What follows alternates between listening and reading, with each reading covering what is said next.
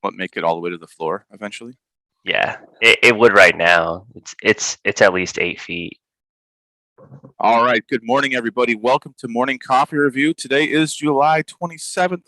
Holy cow. We are just talking about how time is flying, and yet here you are joining us at 8:30 Central Time. Good morning, Michael. How's it going? Good, doing good. I heard your AC was out, so you're doing a little bit better than you. Yeah. Even though it's still going to be 100 out today here in Arizona. We're a little bit earlier on this coast, and I know a couple of our folks that come in regularly are early as well. Today we're going to be talking about page labels and headers and footers, and probably because with page labels you can loop in also bookmarks, right, or bookmarks from page labels. And then we're going to teach some other stuff that we're going to be doing next week as well.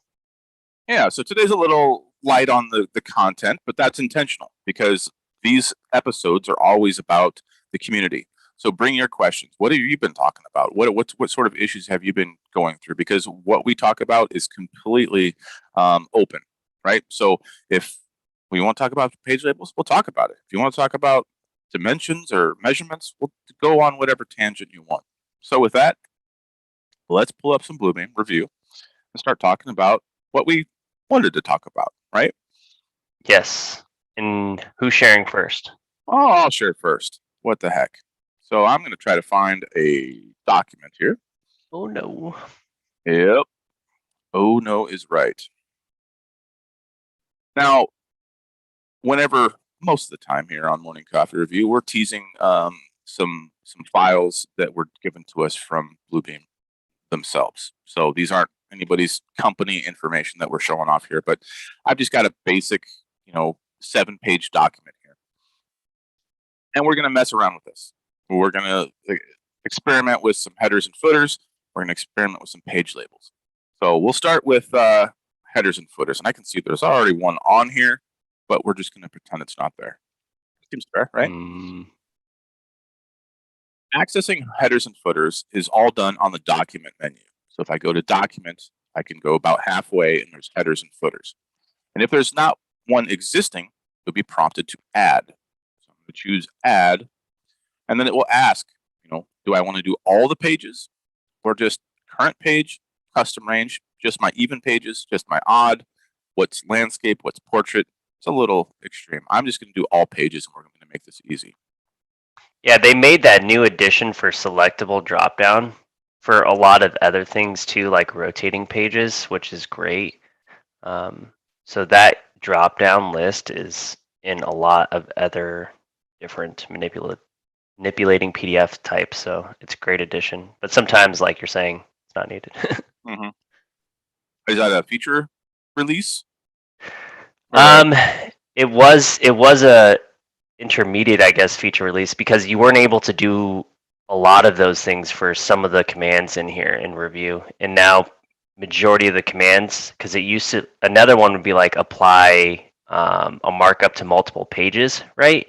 Now you can do custom ranges or areas, or like stamp, it would either just be all pages and that's it. Now it's the same thing of selection. It's current page, custom range, odds, right? So Interesting. All right, I'll hit next.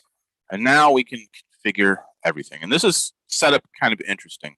Header left, header center, header right, footer left, footer center, footer right. So you can choose where you want things. And I'm going to just put something, let's see, up in the top right, where you can put whatever we want. So with this, we have the ability to set our margins. We can choose our font. We can choose, bold and size and all that other stuff. We can automatically insert our date, and I'll do this using that format. I'll hit OK. And now that will be showing up in my right. And if we look down at the bottom, we're actually getting a preview. And in this case, these blue lines represent the margins.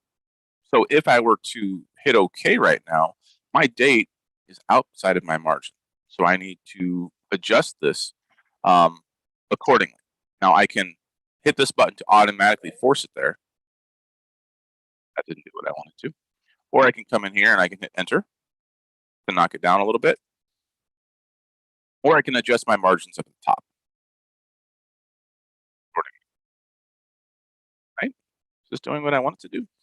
Yeah, And then, but that's the top of the page though too, right? right. Yeah. And then once I have this configured the way I like, I can hit OK.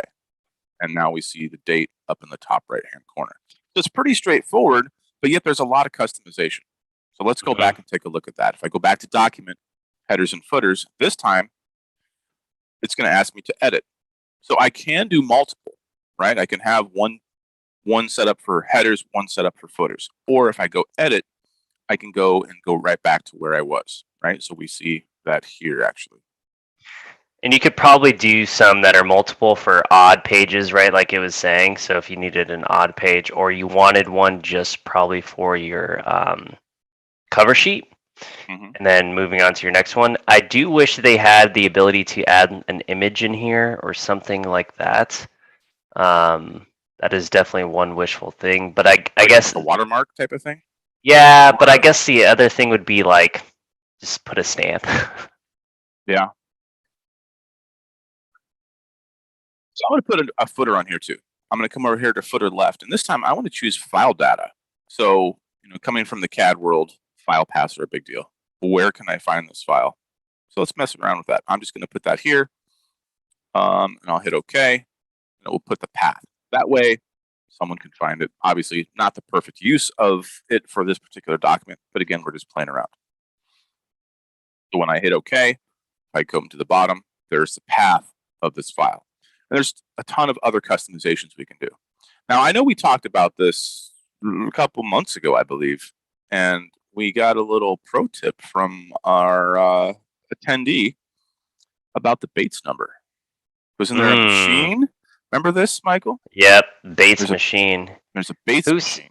Who said that? Was that I think that was David. No? Was it?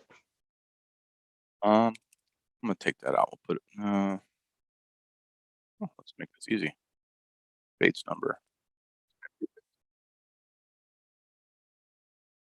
Yeah, the good old Bates machine. I had to look that up. We had to look that up. Yeah. So this will. Ooh, how'd that flash get in there? That ain't right. But it'll go through every sheet sequentially. Silly.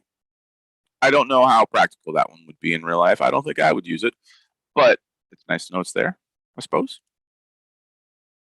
I'm going to go wipe that out. So you can see all the customizations that we have, right? Font, size, header, footer, left, right, justification. But what's great about this, and like most things in Revu, once I have this set the way I like it, right? I'm actually going to make that a little smaller. Once I have this configured the way I like it, I'm going to come up to the top and go to save. Now I have Jason's. Oh, no points. Jason base.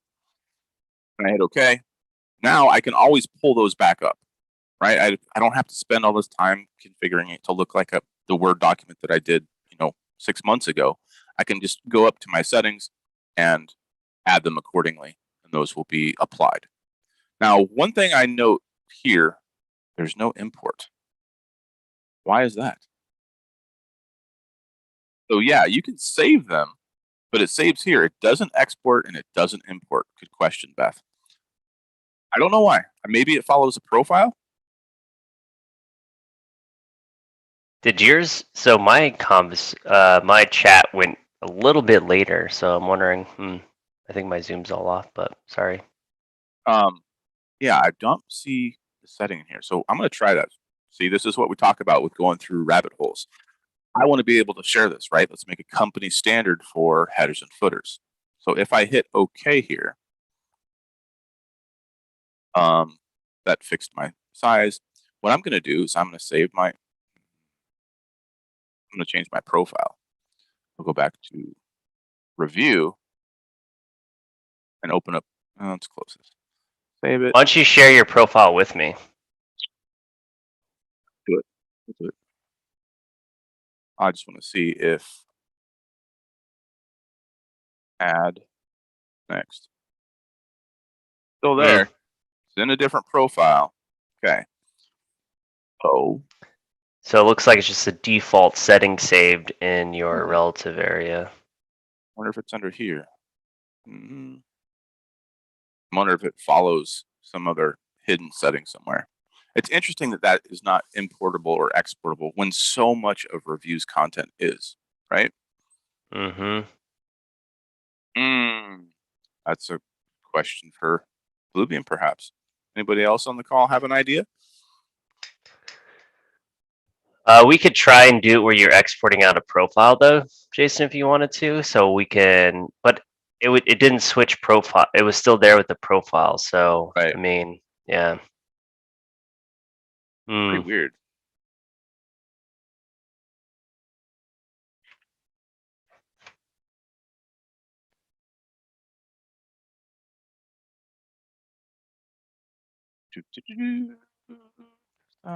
Don't everybody saves their desktop, right? Isn't that the proper location? Questionable. Questionable.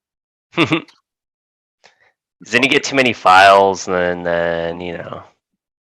I got to clean it up. It's just it's a mess. Yeah. All right. So besides the import export thing, we have a ton of capabilities here. And I'm actually going to go back to the file that I had open recently, which was this one. It looks the same, but it's different. So here's my footer. Here's my header. I'll go over here and edit those again. And then I can choose whatever I want. So if I want a different format, if I want to put the page number, you know, this file already has a page number in the bottom. That's why I didn't put one. But I can do that. Now, I wonder if there's other codes I can put in here. There's like some JavaScript or something that we could potentially paste in here that isn't available by default. Most JavaScripting is going to happen through the JavaScripting window. Are you talking about trying to pull information to put it into a cell here? Yeah. Yeah. So majority of that would have to be done through the JavaScripting window. As for anything that it is being attached to, is where it usually happens. Gotcha. I actually don't want that there. Maybe over here, page number. I really do wish though that they could put an image in here. Yeah, that would be good. That's why I was thinking like maybe you could do like some sort of path or some code that would go out and find that. But yeah, but I get it. It's headers and footers. That's the use for it. could you place an image using Java? Yeah, that's what we're trying to figure out. One question was, your doc already has a footer on it. Can you create a Bluebeam footer of white space to cover up the existing? So this is what you're talking about. That's clever. And I don't think it will actually do white space. What I would have to do in that case is just I would rather just cut content versus cover something up that's already existing. Yeah. Just get rid of it. Because you could do a stamp, but then it's a markup on the PDF. Yes, you could flatten it. I prefer to cut content if it's not supposed to be there versus adding a markup and then flattening the markup, which would be the other way. Right. Right? Yeah. Ooh, actually, I want to get rid of that too, don't I? Well, it's really not that time consuming for a 7-page document, but yeah, if this was a 50-page document, maybe I just want to cover that up. I guess if you're trying to save time for a larger page set. Because there isn't a way to automate this part, right? Ooh. Oh, I'm referring to the C stuff. He put that there. Oh, I know what's going on here. See why it's getting all weird? Yep. It is snapping to grid. There we go. I did some training yesterday with your favorite, the isometric grid. And I started, I love showing it because people go out and buy grid paper, right? So there's no need to buy grid paper when you can print it out grid as what it is from here, right? Mm-hmm. Or just draw in here. You don't need to go and waste paper either and some ink. Mm-hmm.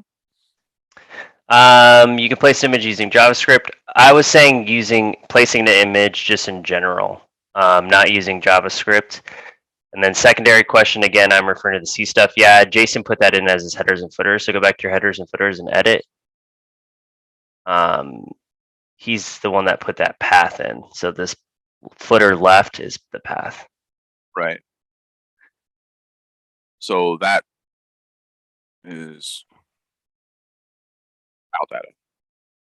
So choose file name, page label, title, author. So this is sort of teasing into our page label. This file data, go back, file data right here contains all these different settings. And I'm guessing this follows some sort of JavaScript or other sort of code that's pulling that in, right? So if we do page label, for example, now it's just bracket, page label. But it would be great if there was a custom one. Oh, good question. Are you maybe just looking for the file name, Ed? Is that what you're looking for? Could you just put the file name versus the actual path, full file path? Right. So in the chat, Ed's got a lot of documents that already have the file path in it, and you want to kind of get rid of it. So how would you cover that up? So if it was a document where you couldn't edit the footer, right? It's already here. We hit cancel. So this is what we're trying to get rid of. How would we get rid of that on a 50-page document? We can't exactly come over here to headers and footers and add a new one that would cover that up, right? That's not possible. It would be great if it was, right? Because we don't have that ability to insert an image or a blank space. What we'd need to do. You know what I would do? There's two different things. Well, it'd be a stamp or a markup that is white. And what you would do is you search for it. So you could do the search feature and search for that content. Oh. Okay. So let's try and do that. So hit search. Let's see. C. Can you scroll in? Is that colon? The search? No, you're on the right side. Yeah. Okay. Panel. Sorry. So what is that? C. Just and colon. No. Well, yeah, that works too. That's fine. Well, do I need to put the wildcard in there? You don't need to. Just put users. Okay. You could put C and then like exclamation point. All. Yeah. So you could select them all, right? But let's see if you can do. Can you hit the Thunderbolt down? I don't think because you can just highlight it. Yeah. Yeah, and it's only going to grab users. It's not going to grab the whole path. True. Yeah, it's only grabbing the word. Let's see. The other one would be like, see that mark? You could mark up from here too. Nope. Apply count. But it wouldn't be the color that you need it to be. So, I guess that's a throw out the way. Then I guess we could do the good old way, which is a stamp. Yep. And that's where I was going with that. I would just create a stamp that would be a white box, do something like that, but just my properties so it's white. You don't even actually need to do a stamp anymore because you can apply this to all pages too. Right. Right click. Yeah. Apply to pages. Oh, yeah. I was gonna say you should show them the drop down. Yeah. So that's your trick, Ed. Just cover them up. It's not ideal, but it works. Click that again. Apply to pages. Yeah, and then hit the drop down. See? Yeah. You have more options now. Now those are going to show up in my markups list though. So there's all my rectangles. So I can easily go in here and select them all. So you could do a shift. Can we flatten from here? I forget. Can you do a shift? Yeah. Right click. Nope. You can delete them. Oh, you wanted to flatten them? Yeah. Control Z. There we go. Hey, come here. Control Z is like the most universal undo button. You can't flatten. Can you go properties? Those. Multiple properties over here. You just have to select one to flatten them. That's unfortunate, but I guess now can you right? Yeah, right click on up here. So you have a different right click menu on your page than you do in the markups list. Then I can go flatten those. Now it's fully wiped out. But look at that. My highlight showed back up, which, you know, is not a realistic use case anyway. Yeah. So, Thanks, Nathan, for the different selection of there we right go. clicks. Now it's totally hidden. You can't even see it. So that would be your work through, Ed, to cover that up. So that's a great rabbit hole that we went down. So we're doing the opposite of headers and footers. We're removing them. And if it's in a document where we can't edit it, that's a good way to do it. So how we did that again was create a rectangle of a white space, apply it to all the pages by right-clicking on it, and then flatten them. So one question was, is there a way to make the path in the footer clickable? ooh, I don't think so. Oh, see, that's a trick question. We can create hyperlinks that would do that, which would make it clickable, but I don't think we can do a hyperlink through the footer. Well, my question would be, yeah, you can't do that, but what are we trying to hyperlink to, right?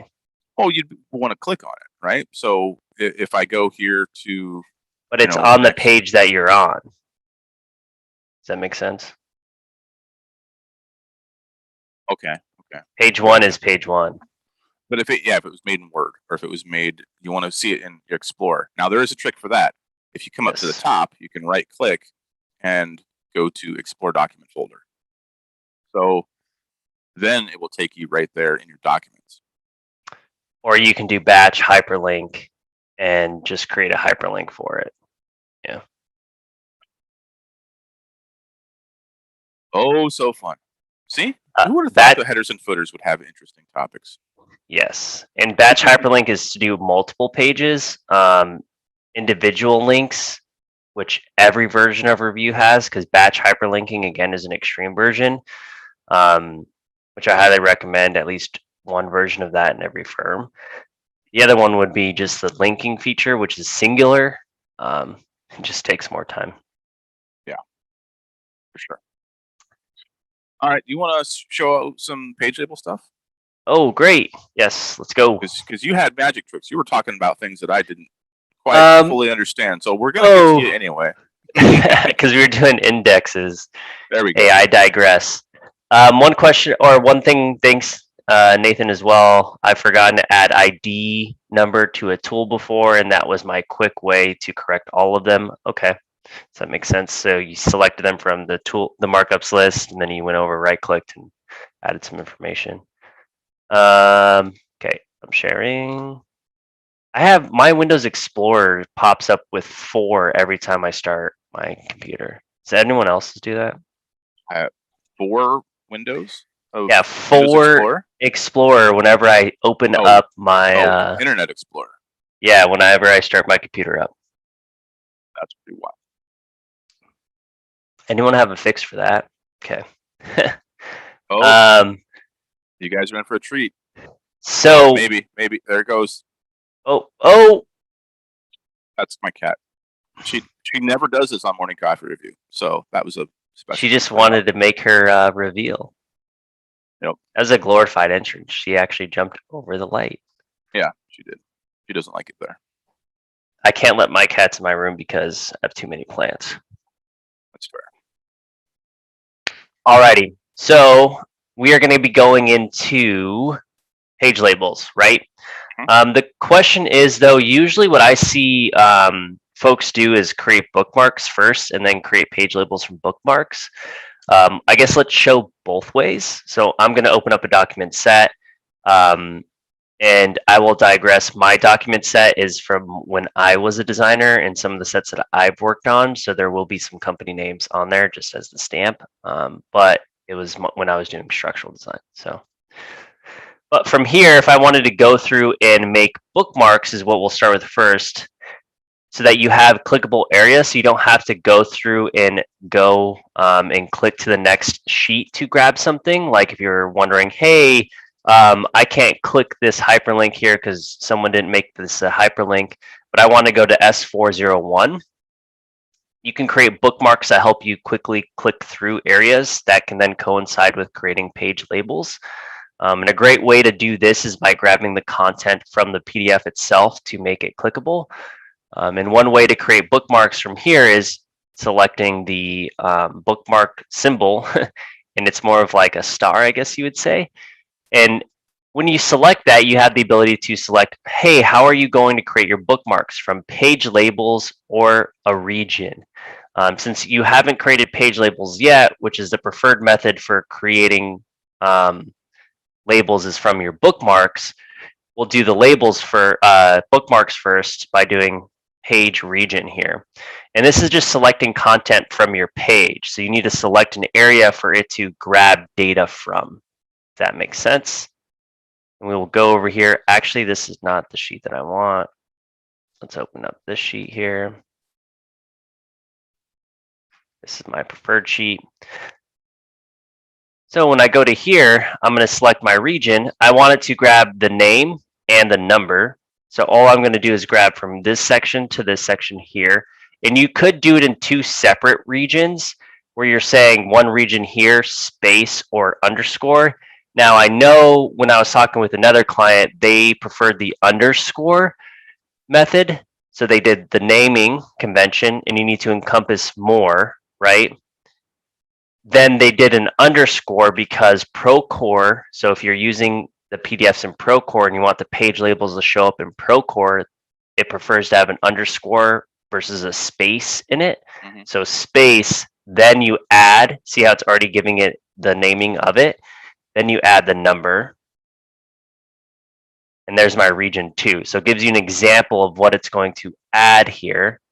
The underscore is what the other software, so if you're linking things into Procore, you're adding PDFs into there, and you don't have, well, even if then you'd still have to bring it out, but I was going to say if you had Studio Prime to do the studio sessions for linking in. But from here, I'm going to hit OK. And then it's going to ask me again.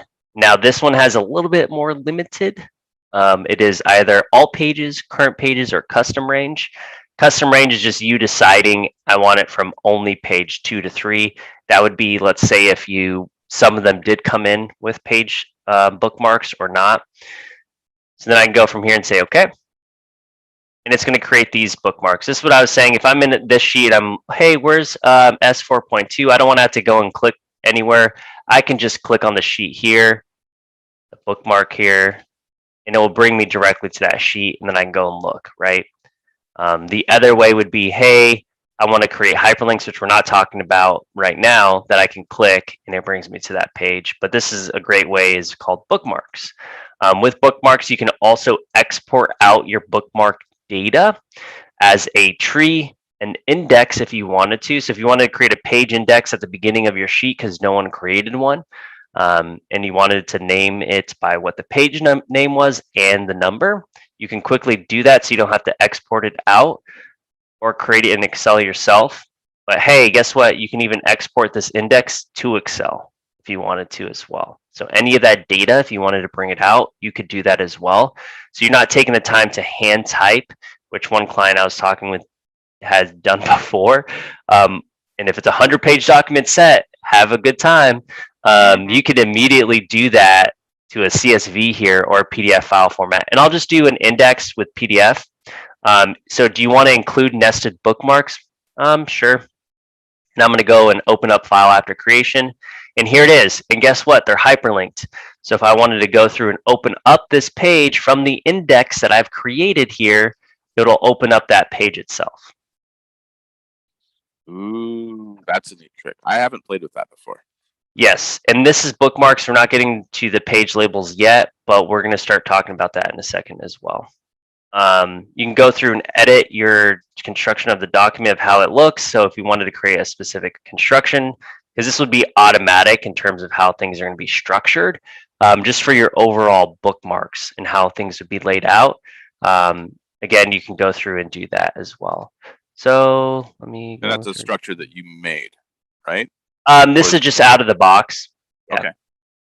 Okay. So this would be a structure of bookmarks. So when you're going through and looking at your bookmarks, if you have a 100-page set, because it has all of the design sets in it, this is how it would lay them out in your bookmarks, right? So you don't have to worry about going through and clicking. They're all broken down, right? And you have to scroll down. They're the drop downs now, so you can go through and do it. So this is just a formulated structure of how it would look. You could manage your structures here if you wanted to go through and create a new one. You can also have an XML file that you bring in or export out as well. So if you wanted to export this out, manipulate it however you want, bring it back in as a new one, preferred, not overwriting an existing out of the box. But yeah.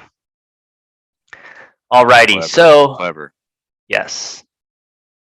As we're So done here, you created your sorry. bookmarks. You got them all pulling information from your lower right-hand corner, which tells it what type of plan it is. Now what are you going to do? Now we're going to go and do page labels, which was what we were originally here to talk about. I just prefer to do the bookmarks first and then go into page labels. Because when we're in here in our thumbnails to go in and create page labels, because we can't see any yet, they're just the numbering that the PDFs were created as, right, in sequential value. From here, you can go through and create page labels from this little selection. You can't right click and go and say page labels here either, because it's just the one that you're on. So little hints there. But from here, once you've selected that, you could do the same thing, which was the region that we've done before. The other one would be bookmarks, which is again preferred method. So you create your bookmarks first, then you come in here and you do the bookmarks. You do your page labels, and you can hit OK. And it's got, oops. You only had that one selected. Yeah. All pages. There we go. There you go. And now it's created my page labels from here as well. Now, page labels is quick, easy. It's now been named for those specific areas. Everything's not been set to scale. If we wanted to reset all of the ranges for them, we can go through and reset all of the ranges for those as well. Now, here you do have export capabilities, right? You can export your pages. Yes. And you can do things like that, but you can't export your settings for that, right? Correct. Where there's bookmark exportability? Yeah, so that's there we go. Yeah, that's the better part about bookmarks. And I guess you could do page labels first just to get things labeled, and then come over to bookmarks here and export your data out, right? Because the plus about bookmarks is it allows you to create page indexes. You can even do a tree style if you wanted to. It'll include the nested bookmarks if there's any additional bookmarks that are nested within the existing ones. Excuse me. Can you do tree style just so we can see what that looks like? Yeah. Let me save it to here. And did it overwrite this one? It just created a sub one. I don't have any subtrees in here. Okay. So yeah, I'd have to add a child to it, and then this one would go somewhere as well, and rename it and link that to a different area action. So see, it's saying jump to 2. I guess what you could do is from here, we'll just do a little example. So we'll do a subtree here. This is what I would do. I'd do a child here, and then I would do rename. Detail 1, right? And then from here is what I would add an action, and the action would be get a rectangle, and I'd put detail 1. So then when you're in like your sheet set, when you're over here on this plan view, let me delete that. When you're in this plan view, you can say, oh, on the left side, there you go. Yeah. You can say, oh, great. There's detail 1, right? It may not be out. You may not have the child yet, but then you have it here. And you can say, hey, there's my action going to somewhere from there. And I believe this is what the tree structure is going to print out as.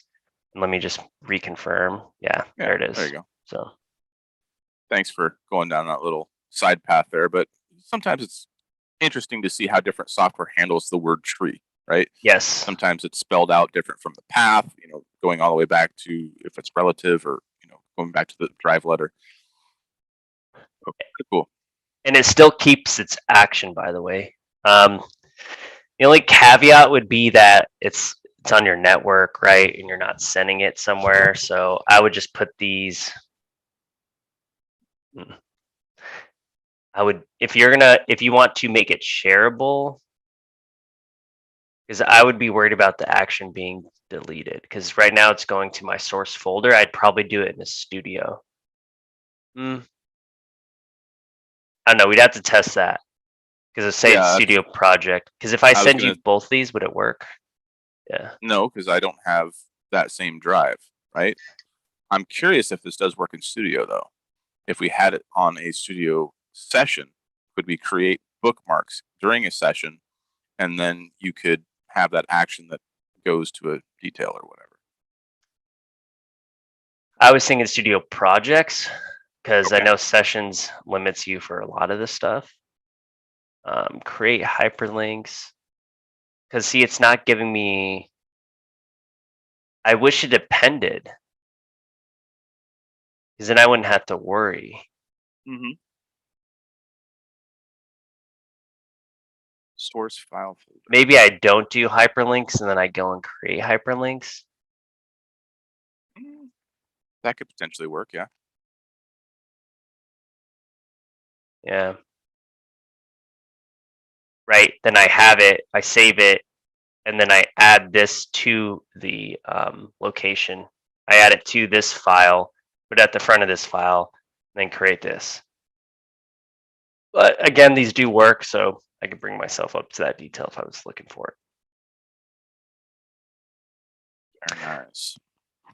Okay, so you've taken those page labels, or you created the bookmarks, and then you made page labels from those bookmarks. What else can you do with your page labels? Can you use that to create an index, or does your index have to go through your bookmarks? Yeah, you can't create a page index from here from the labels, I believe. You just have your page labels, and that's just using them for that area. Mhm.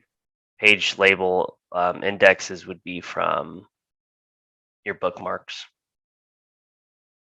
And I think that's a common misconception with reviews, because you think page labels do everything, but they really do work hand in hand with your bookmarks. And between bookmarks and flags, those are also underutilized inside of review. They all sort of tie together. Yeah, I think we should definitely do something on flags at some point as well. So our flag features over here, definitely underutilized feature going through and review. Well, I mean, we got the time, and there's no other open questions. Anybody else have a topic you want us to cover? We can jump into flags. Okay, I'll let you do that, but let's first touch on what we'll be talking about next week a little bit Oh yeah, about. Yeah. So excited. this was, yeah. So um, basically what happened is somebody wants to work on PDFs in BIM 360 or from BIM 360 versus having to save them down and work on them. What's the way to still work on our PDFs when they're in BIM 360 being created from the design environment, right? Because you have your design team that's working consistently on the model, and then you have people that are going out into the field and seeing what's being actually built and trying to create revisions, RFIs, all of that information directly out in the field. How can we still not have to save down, make sure they're still getting the updated current set? Is there a way to actually connect the two together? And there is, using the desktop connector for BIM 360. But in order to access your files from there, what you need to do is you need to go to the good old file access, but use Explorer. And when you use Explorer, you can actually get access to your,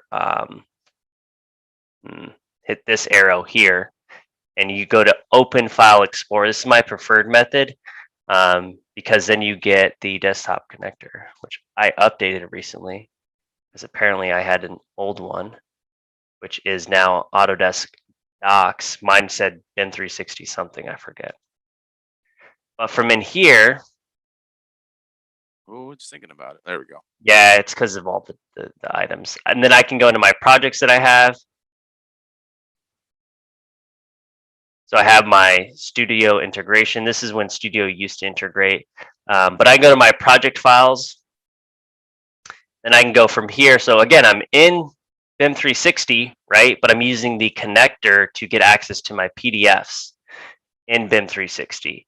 And then from here, I can go to my struct documents, and I can open up a new version or a past one. So if I wanted to go through and grab one of these, and I did an example for this roof plan, it does save it as a new version, by the way. So if we all have used BIM 360 before, we're referencing from BIM 360. Be aware that it creates a new version once you save it. So you can work on it from here. I can open this. Boom. I was just showing an example that we can go through.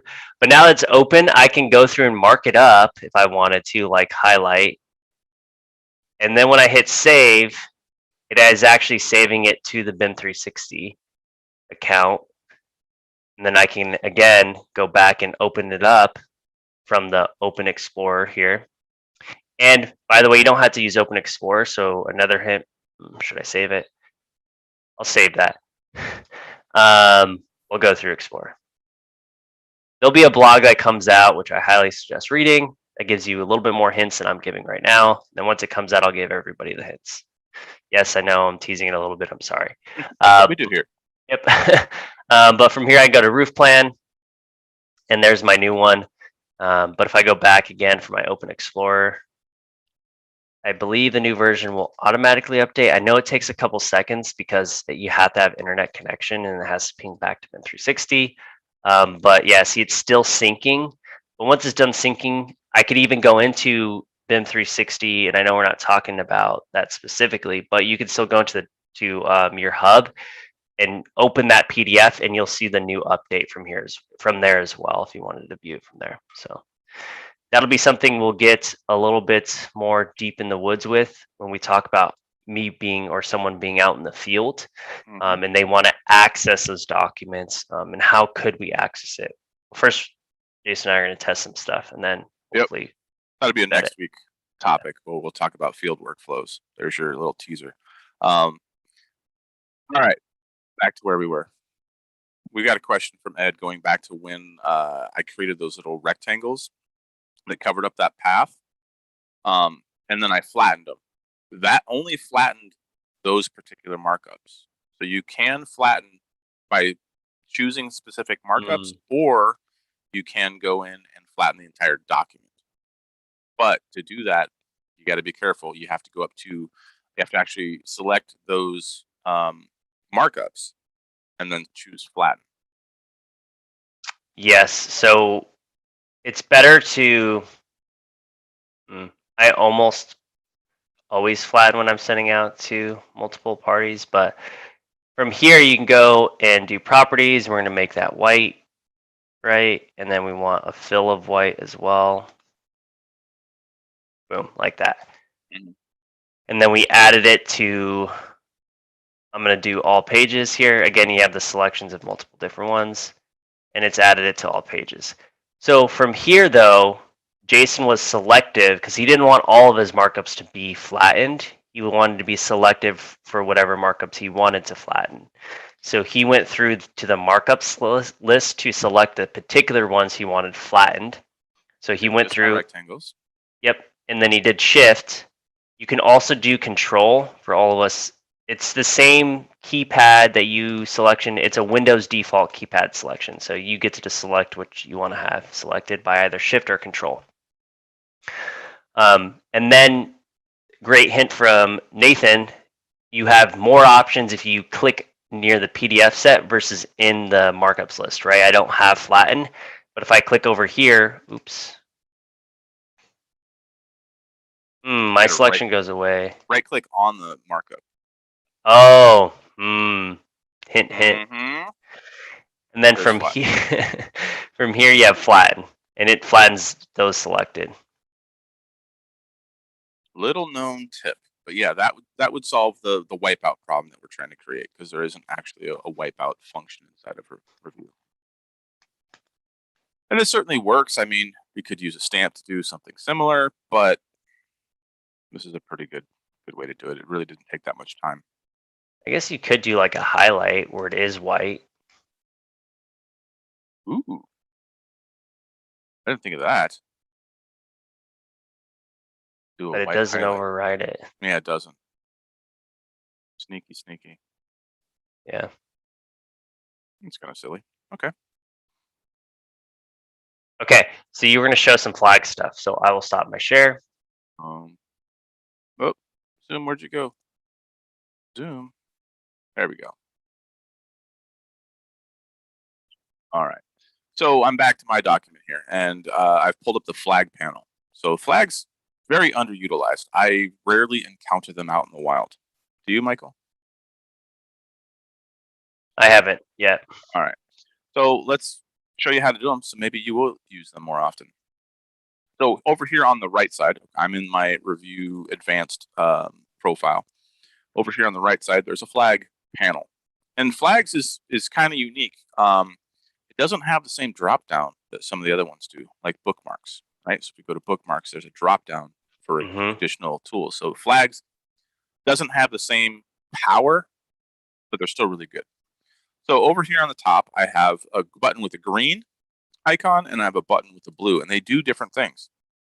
So if I start with my flag, so the green left one, I can just choose my flag here. Verify these. And they're just like the little, I'm sure everybody, oh, look at this.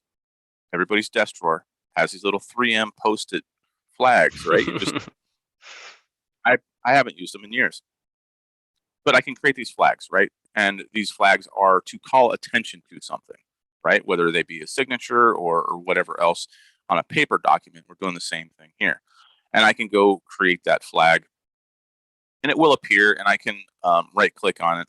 And actually, if I right click on it here, I can go to the properties and I can change the color, right? Let's make it magenta. I can have my flags, so when somebody else opens up the document, they can check the flags and they know where to go do what they need to do, right? Now that I have this up, notice there's a third button for delete, where I can easily delete that. I'll hit Control-Z to undo that. Edit, undo. And I can also click on that and then adjust the properties as I did before. So without right-clicking, you can choose your properties there. So that flag highlights a certain part of a document that you want to do something, right? We have other functionality as well. If I right click, I can do an action, right? I can create that action that will, go to another page, or it will go to a snapshot or a hyperlink. I can also select this guy, delete it. If I hit the green one, it's going to flag the entire page, right? So I can flag my entire page. It works different from a bookmark, but if I jump to page 4 and click on page 1, it's automatic sort of bookmark. So this does tie into our bookmarks and our page labels because it is another way to create that link to something else. And same thing, if I were to create a flag using my green one. I like the flag too because you can hyperlink. So you flag something and you say, hey,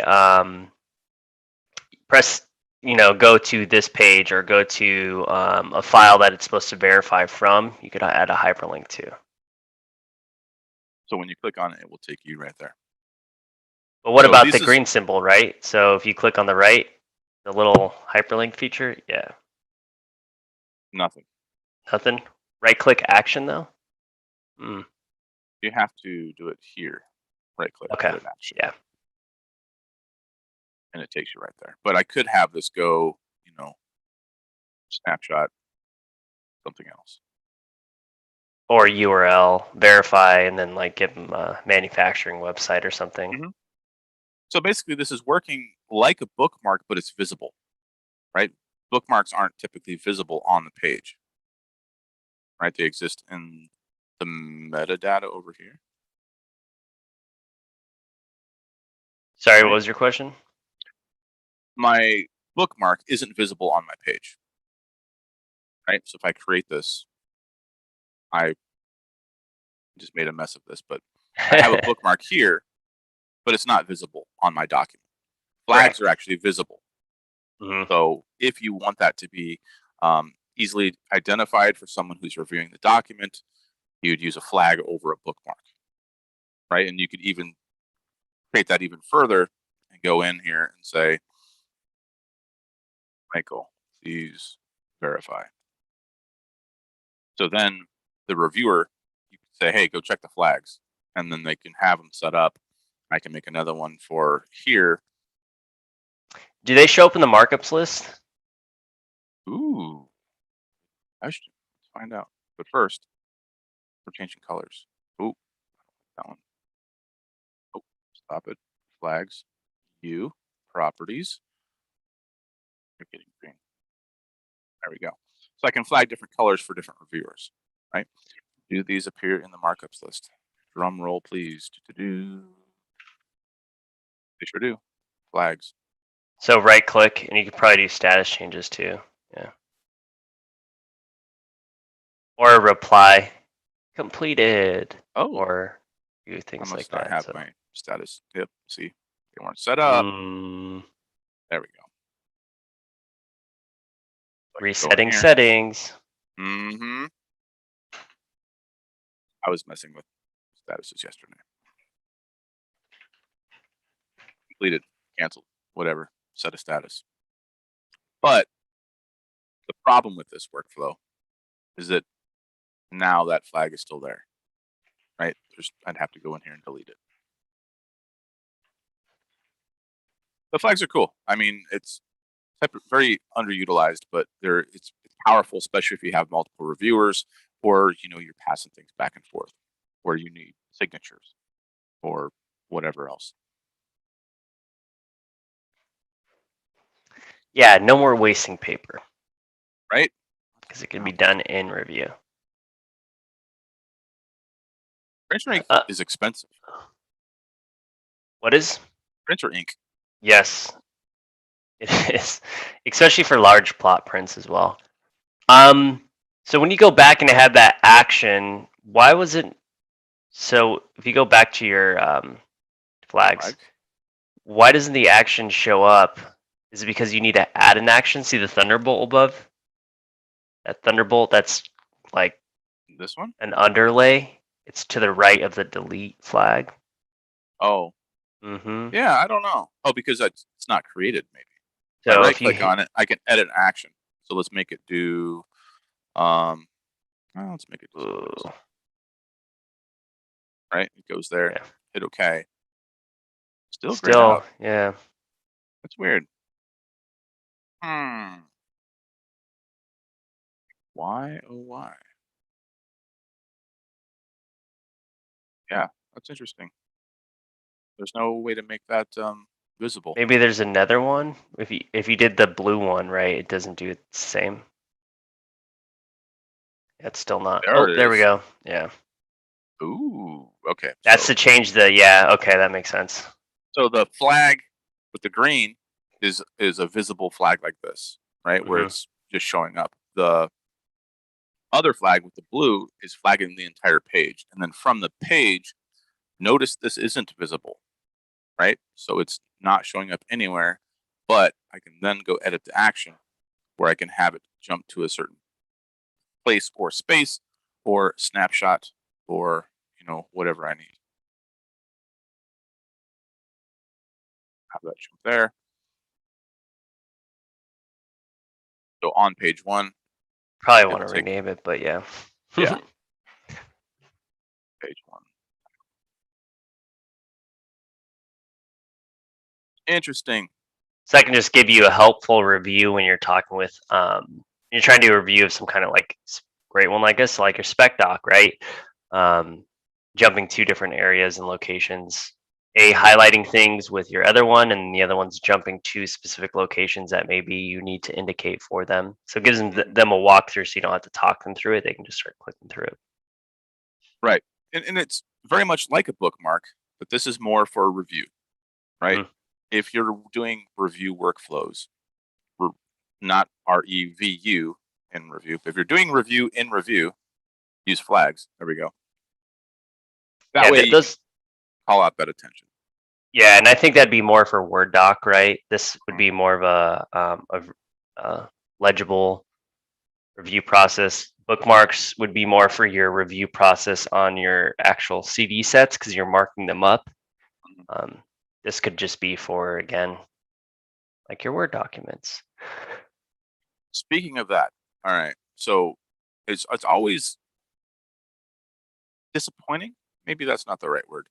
Everybody thinks that Bluebeam Review is just for construction documents, right? But there's so many great document uses too. If you're, an admin, or you're writing specs, or you're writing reports, or whatever, you've got all these great review tools in here as well. And one of the things that I noticed yesterday that I probably didn't pay attention to before was inside of the downloads. So I show this all the time, and I'll put this in the chat to everybody. There's all these custom libraries that you can download, and in here there's tool sets, and one of them is Office. There's proofreading symbols.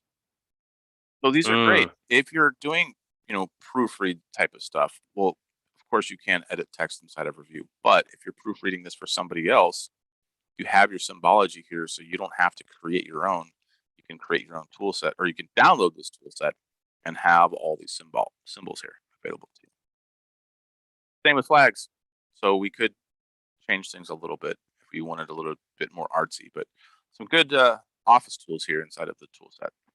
I always tend to go to, interior space or electrical or something more construction related, but office.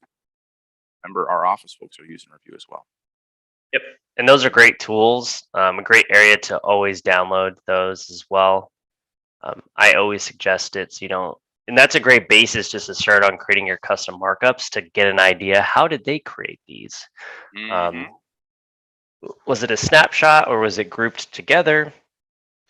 And we've gone over how to properly group things together to edit labels instead of editing the text that is in the group. So you should tune into one of our older morning coffee reviews, or if this is something you'd like to touch on, please remember at the end you will get a review for us that also allows you to suggest different topics. This is again about us and you, the community, talking about things in Review. So please suggest topics, we will cover them.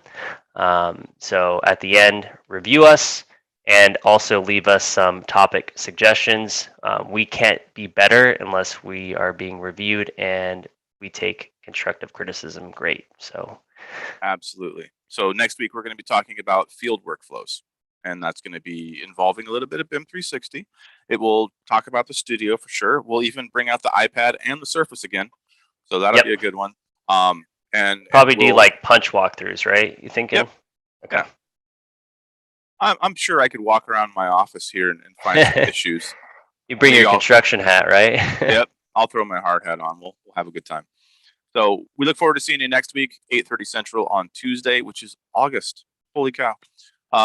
With that, thank you all for joining us today. Thank you out there on YouTube. Thank you here on Zoom. Thank you to DJ CJ, the magic behind the curtain that makes all this work. Thank you, Michael. Thank you, everybody. We'll see you next week. Thank you, Jason. Thanks, everyone. Thanks for tuning in, and we look forward to seeing you next week.